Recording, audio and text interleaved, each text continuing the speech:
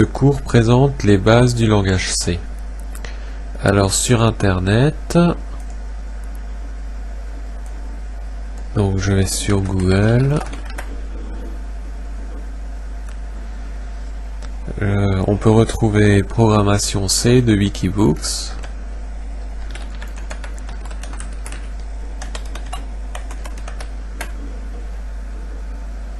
Je clique sur le premier lien. Donc j'ai un cours programmation C avec un chapitre base du langage.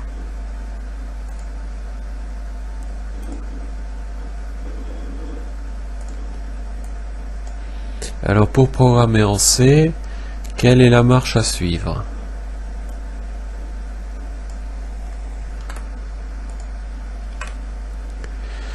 Donc la marche à suivre est la suivante. Premièrement, il faut taper le code source du programme dans un éditeur de texte. Donc par exemple, je cherche un éditeur de texte. Donc je fais application, accessoires, éditeur de texte. Donc moi je l'ai déjà fait. Et ici j'ai lancé gedit. Alors si je fais aide à propos, on voit gedit est un petit éditeur de texte léger pour le bureau GNOME.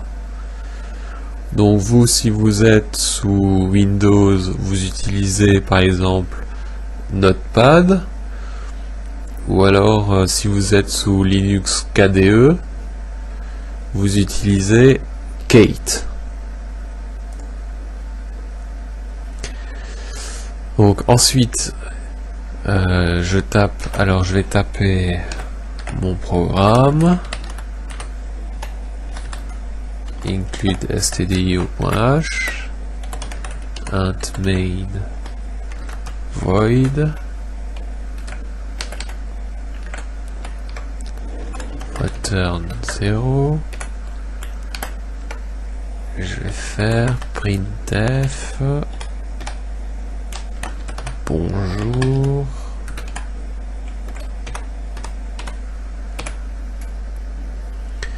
Voilà.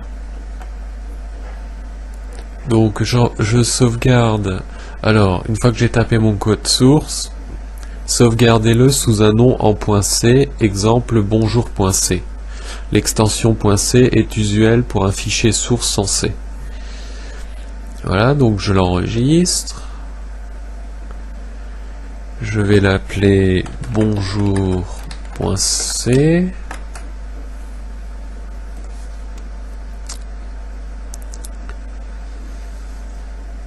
Donc je lui ai bien donné l'extension .c. Troisièmement, compiler. Donc on fera cc bonjour.c. Le résultat est un fichier exécutable nommé a.out sous GNU Linux et a.exe sous Windows,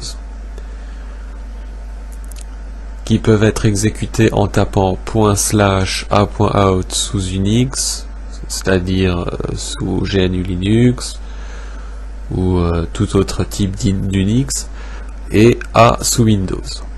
Donc on va déjà faire ça. Donc là j'ai un terminal que j'ai déjà ouvert et je tape. Alors d'abord je mets dans le bon répertoire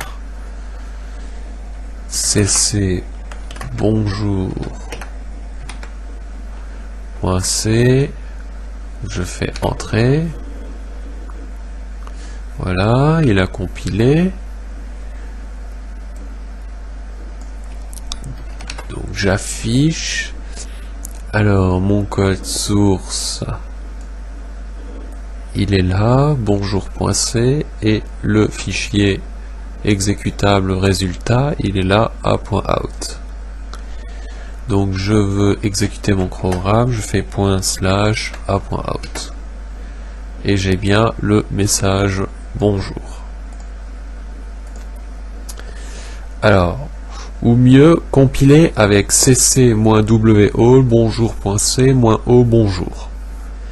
Alors -wall c'est pour afficher tous les messages d'avertissement, et -o bonjour, le résultat est un fichier exécutable nommé bonjour. Donc je vais compiler.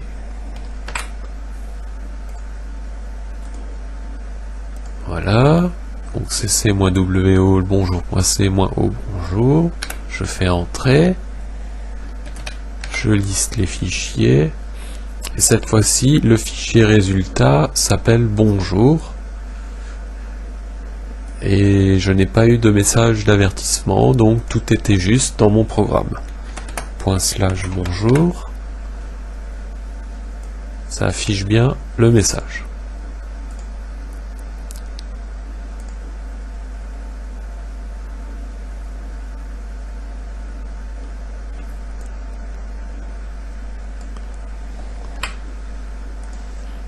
Alors, qu'est-ce que int main void?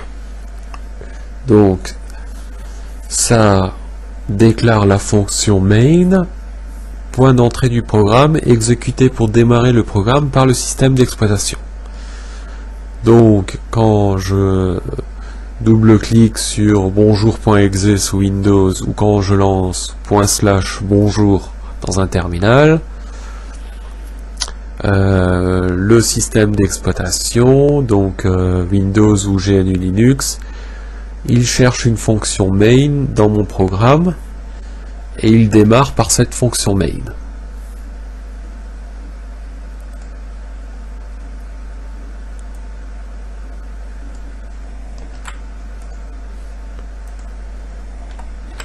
Qu'est-ce que include stdio.h? Donc ça inclut le fichier stdio.h qui est l'abréviation de standard input output, donc entrée-sortie standard. Alors ce fichier contient entre autres la déclaration de la fonction printf. Donc printf, c'est une fonction, ce n'est pas moi qui l'ai déclarée, cette fonction est déjà déclarée dans stdio.h. Donc pour utiliser cette fonction printf, je dois inclure stdio.h.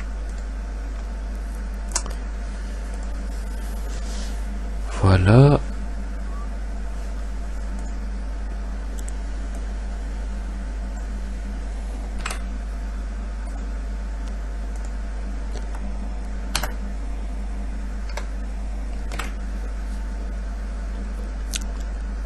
Alors, la fonction printf, donc c'est l'abréviation de print formatted. Donc affiche la chaîne bonjour. Donc on a bonjour espace point d'exclamation avec /n. /n est le caractère de retour à la ligne.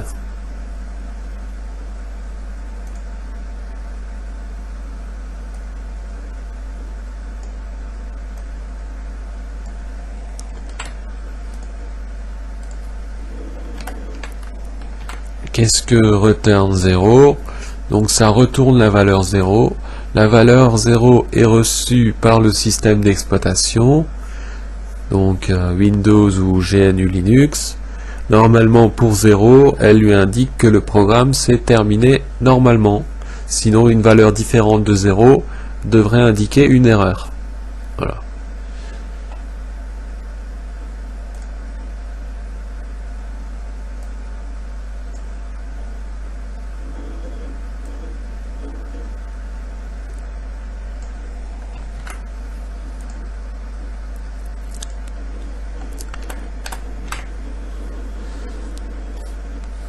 Alors, en langage C, nous avons les identificateurs. Donc, un identificateur, j'en ai besoin, par exemple, pour déclarer une variable ou une fonction. Donc, exemple d'identificateur, var1, var2 avec une majuscule, et underscore, c'est-à-dire tiré bas, var3. C'est 3 variables entières. Un identificateur commence par une lettre ou un caractère souligné, ou donc commence par une lettre, c'est-à-dire une lettre minuscule ou majuscule, ou un caractère souligné. Voilà. Alors, après ce premier caractère, un identificateur contient quoi? Il peut contenir tout ça. C'est-à-dire des lettres minuscules, des lettres majuscules, des chiffres et des caractères soulignés. Voilà.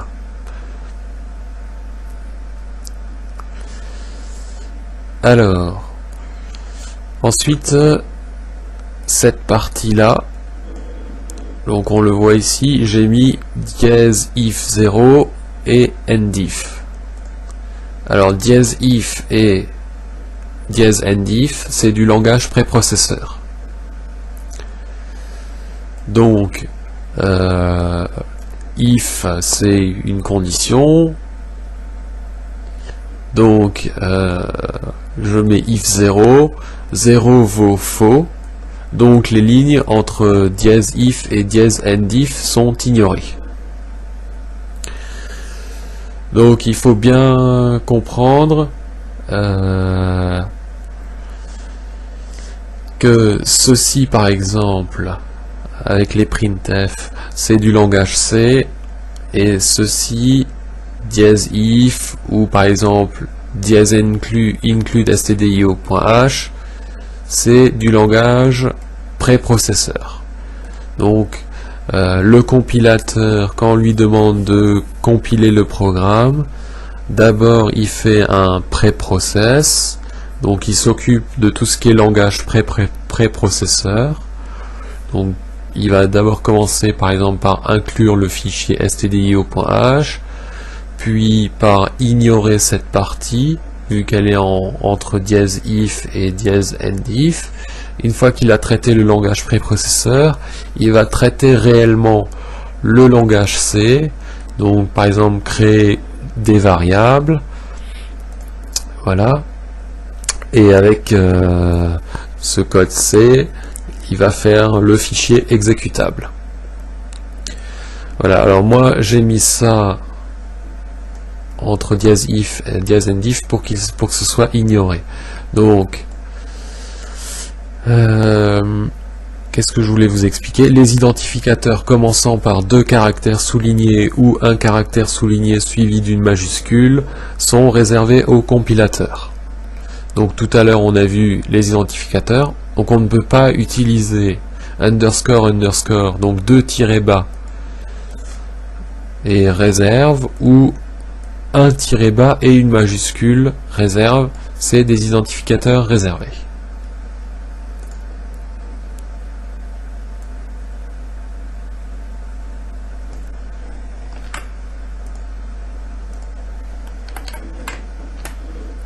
Ensuite, nous avons les mots réservés du langage.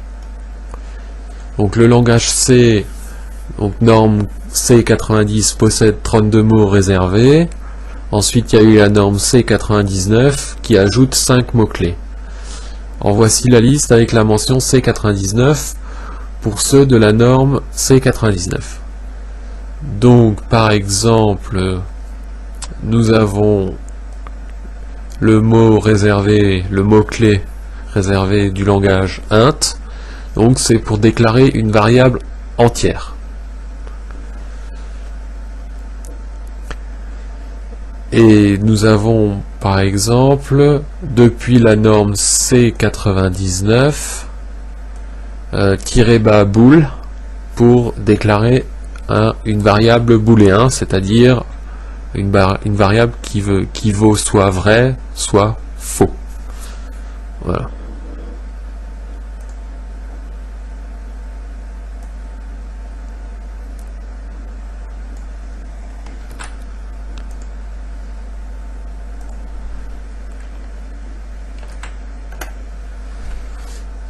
Ensuite, en langage C, les commentaires.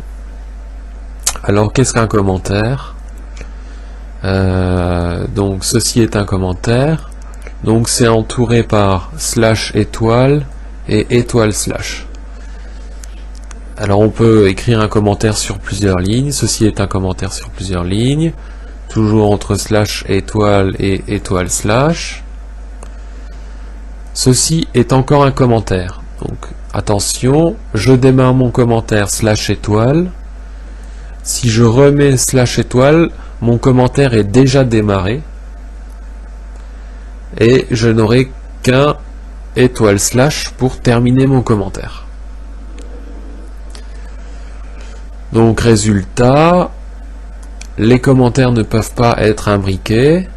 Donc si je mets étoile slash, je démarre mon commentaire. Si je remets étoile slash, je suis déjà dans le commentaire. Et si je mets un étoile slash, ça termine le commentaire. Ce qui fait que cette phrase, ceci n'est pas un commentaire, n'est pas un commentaire. Et il y aura un étoile slash de trop. Donc il va y avoir erreur à la compilation. Donc j'ai mis ces deux lignes entre dièse if 0 et endif, dièse endif. Comme ça, ces deux lignes sont ignorées. Et pour finir, commentaire sur une seule ligne, donc en C depuis la norme C99. Donc 2 slash. Donc on voit aussi que pour pouvoir utiliser la toute dernière version de C, c'est-à-dire C norme C99, il vaut mieux avoir un compilateur récent. Donc par exemple sous GNU Linux, GCC, le compilateur GNU C compiler, il est en norme C99.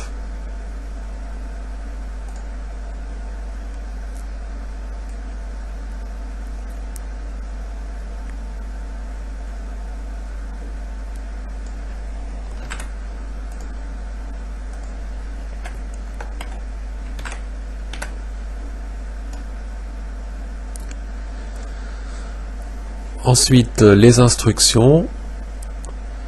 Donc, une instruction se termine par un point virgule. Donc, par exemple, je déclare une variable. Donc, i est maintenant un entier. Et je l'initialise. Je le mets à 1. Alors, je peux avoir plusieurs instructions sur la même ligne, mais c'est déconseillé. Donc i égale 12 point virgule, 1j égale 2 point virgule, printf bonjour slash n point virgule. 3 instructions. Ensuite, je peux faire un bloc. Un bloc d'instructions commence par une accolade ouvrante et se termine par une accolade fermante. Donc int k point virgule, k égale 5 point virgule, int l égale 6 point virgule, c'est 3 instructions dans un bloc. Donc à quoi servent les blocs?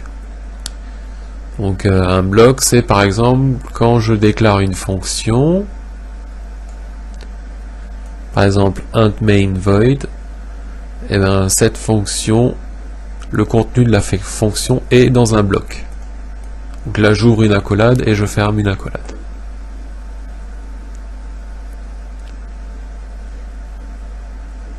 Ensuite, si je mets juste un point virgule, donc je pourrais en mettre plusieurs. Donc c'est à chaque fois l'instruction vide, ça ne fait rien, ça ne fait rien, ça ne fait rien, et ça ne fait rien. Mais c'est quand même une instruction. L'instruction vide qui ne fait rien. Alors, les instructions doivent obligatoirement être déclarées dans une fonction. Il est impossible d'appeler une fonction pour initialiser une variable globale. Donc déjà, premièrement à retenir, les instructions doivent être déclarées dans une fonction. Ensuite, bon, pour les variables globales, on verra les variables globales après. Le compilateur ne se soucie pas des blancs, espaces et retour à la ligne, vous pouvez donc formater votre code comme vous l'entendez. Voilà, donc par exemple ici int L, si je mets plusieurs espaces, ça ne pose pas de problème. Je peux formater le code comme je veux. Concernant le style d'indentation, je vous conseille une tabulation par niveau d'imbrication de blocs. Donc là pareil, j'ai déclaré un nouveau bloc, mes 3 instructions du bloc. Ici, là, j'ai mis à chaque fois une tabulation pour les regrouper. Lorsqu'une erreur est détectée, les compilateurs ignorent tout jusqu'au prochain point virgule. Voilà, donc ici, j'ai un exemple de programme. Alors on voit que j'ai une fonction qui va de là jusque là, et une autre fonction, la fonction main, qui va de là jusque là. Donc, rapidement, même si on ne voit pas les fonctions ici, mais on les verra plus tard. Donc je commence par int, donc ma fonction renvoie un entier, le nom de la fonction, et entre parenthèses, les paramètres de la fonction. Donc ma fonction, elle termine en renvoyant 0. Voilà. Et après 0, j'ai oublié le point virgule. J'ai oublié de terminer mon instruction. Donc qu'est-ce qui va se passer? Le compilateur ne va pas trouver le point virgule. Il va dire erreur, point virgule attendu. Donc il attendait un point virgule, après return 0. Donc la ligne suivante est ignorée par le compilateur. Alors il va m'ignorer mon accolade, il va m'ignorer ma déclaration de fonction main, il va ignorer l'accolade ouvrante, il va ignorer int retour, et enfin au point virgule suivant, la compilation reprend. Donc c'est ignoré jusqu'au point virgule. Résultat, on va avoir peut-être une erreur avec un point virgule manquant, mais on aura aussi plein d'autres erreurs parce qu'il a ignoré plusieurs lignes. Donc à savoir.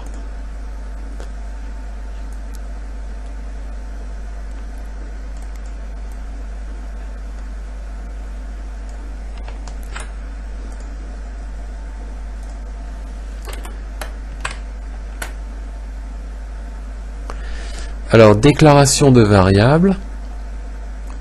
Alors, exemple de code source d'un programme. Donc, je tape int jour point virgule au début du programme. Donc, int jour est une variable globale de type entier à cause de int. Voilà. Alors pourquoi c'est une variable globale? Parce que jour est défini en dehors de toute fonction. Donc elle est globale, ce qui fait que je peux utiliser jour dans la fonction main, mais je pourrais aussi l'utiliser si j'avais une deuxième fonction, je pourrais aussi l'utiliser dans la deuxième fonction.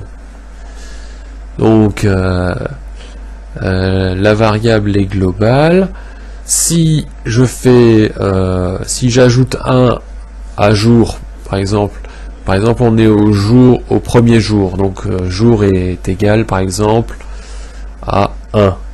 Je pourrais faire dans la fonction main, jour égale jour plus 1, donc jour passerait à 2, et dans ma deuxième fonction, lorsque je manipulerai jour, et ben jour sera déjà à 2. Donc ça c'est une variable globale. Donc une variable globale, on peut la manipuler dans plusieurs fonctions. Alors ici dans la fonction main, j'ai déclaré la variable prix. Prix est une variable locale à la fonction main de type réel. Donc j'ai mis double, donc on pourra mettre un chiffre réel, c'est-à-dire un chiffre à virgule dans la variable prix, par exemple 2,5. Alors, prix est défini à l'intérieur de la fonction main.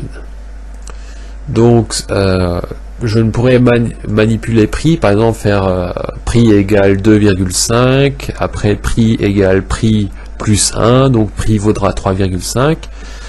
Je pourrais le faire que à l'intérieur de la fonction main, et pas dans une deuxième fonction.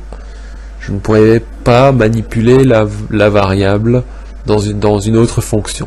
C'est pour ça qu'on dit que c'est une variable locale.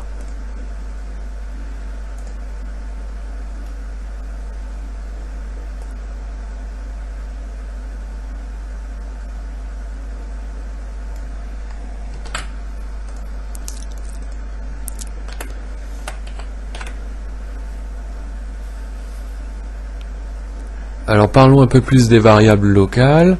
Les variables locales, aussi appelées automatiques, ne sont visibles que dans le bloc dans lequel elles sont définies et n'existent que durant ce bloc. Donc j'ai une fonction, je déclare int i est visible dans toute la fonction, mais pas en dehors. Donc par exemple je pourrais faire i égale n plus 1. Donc n c'est ici le paramètre que je passerai à ma fonction. Ensuite je crée un nouveau bloc dans le bloc fonction. Donc un j est visible dans le nouveau bloc seulement. Donc je peux faire j égale 2 fois i. Donc i est là. Donc je peux le faire, j égale 2 fois i. I est accessible ici. Par contre, si je fais i égale j, erreur, j n'est plus accessible. Donc si j est défini dans un sous-bloc, il est seulement visible dans le nouveau bloc seulement. Voilà. Donc c'est pour ça que j'ai mis cette partie entre if0 endif pour que ces lignes soient ignorées, sinon il y aurait erreur.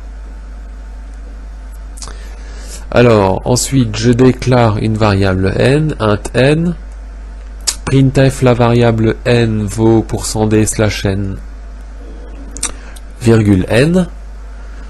Donc ça affiche le texte, la variable n vaut. Là %d, ça veut dire qu'il y aura une variable de type int entière ici, et /n c'est un retour à la ligne, virgule je précise quelle variable entière, n qui viendra se mettre à la place de %d. Donc erreur, les variables locales ne sont pas initialisées automatiquement et contiennent donc après leur déclaration une valeur aléatoire. Donc je vais enregistrer, je vais compiler. Voilà.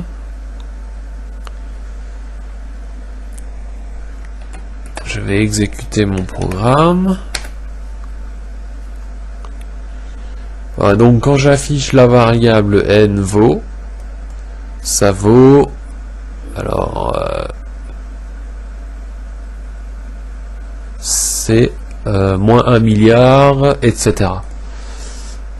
À peu près moins 1 milliard 209 millions, etc. Donc quand je déclare une variable, attention, cette variable contient une valeur aléatoire. Donc par exemple, si j'aurais voulu la mettre à 0 au début, il faut tout de suite l'initialiser à 0. Alors, avant la normalisation ISO C99, donc avant la norme C99, les déclarations de variables locales devaient obligatoirement être placées juste au début d'un bloc et s'arrêter à la première instruction rencontrée. Donc, j'ai une fonction. Si je veux déclarer des variables, par exemple int a, normalement je dois mettre en premier int a, point virgule bien sûr, parce que c'est une instruction. Normalement je dois mettre ça en premier. Voilà. Mais depuis la norme C99, on peut par exemple d'abord afficher un message, puis déclarer une variable.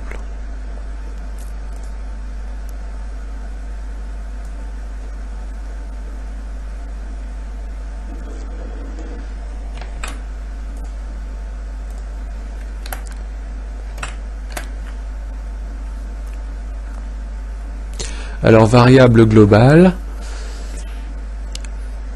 Alors, on a vu tout à l'heure une variable globale, on la déclare avant toute fonction. Donc, elle est globale, on peut la manipuler dans toutes les fonctions. C'est pas comme une variable locale qui est justement locale à une fonction. Alors, limiter leur usage aux seuls fichiers où elles sont déclarées en les déclarant statiques. Donc une variable globale, si on a un projet en C avec plusieurs fichiers source .c, donc on a divisé un projet en plusieurs fichiers.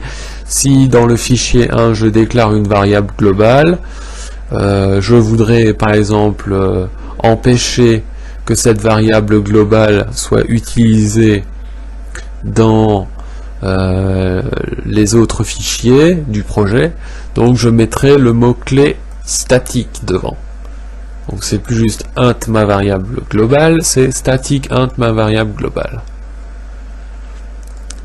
Alors, pour les variables globales toujours, si le programmeur ne fournit pas de valeur initiale explicitement. Donc un nombre entier réel ou complexe est initialisé à 0, les pointeurs sont initialisés à nul, pour une structure l'initialisation se fait récursivement, chaque membre est initialisé suivant les mêmes règles. Pour une union, le premier membre est initialisé suivant ces règles. Donc, quand je déclare une variable globale, si je ne mets pas tout de suite égal 1 ou égal 0, elle est la variable globale, elle est mise à 0. C'est ce qu'il faut retenir. Voilà. Donc,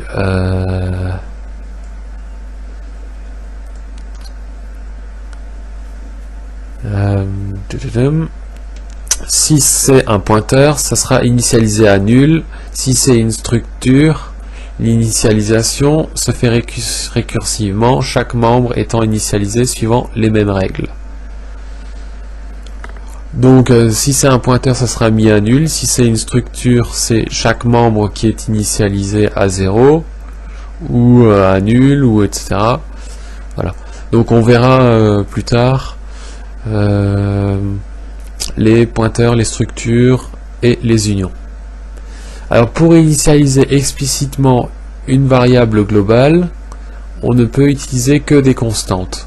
On ne peut appeler de fonctions contrairement à d'autres langages.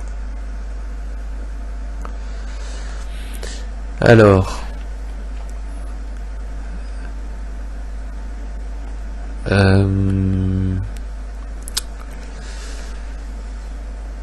donc j'ai ici un exemple. Donc une fonction int jour courant retourne le numéro du jour courant.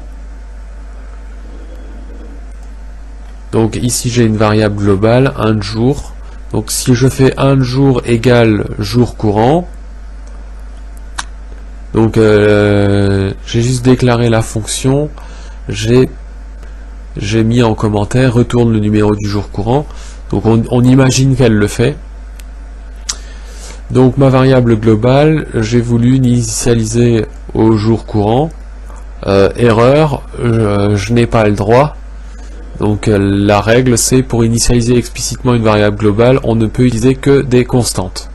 Voilà, on ne peut pas utiliser une fonction. Donc exemple corrigé, donc j'ai ici ma fonction un jour courant qui retourne le numéro du jour courant, un jour ma variable globale. Donc comme on l'a vu, quand on écrit une variable globale, elle est initialisée à 0 avant le début de la fonction main. Et maintenant, si je veux quand même initialiser jour au jour courant, je le fais au début de ma fonction main, jour égale jour courant.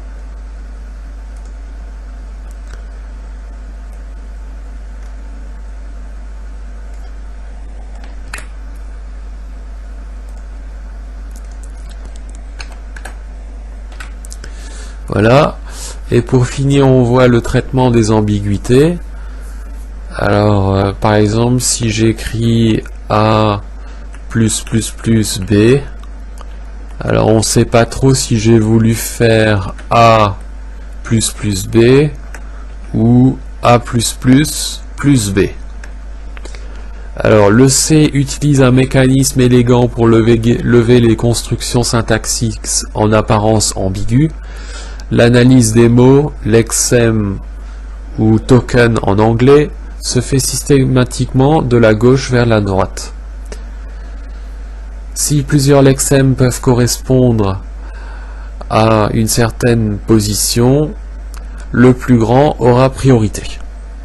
Donc c'est tout comme si j'avais écrit A++ entre parenthèses plus B.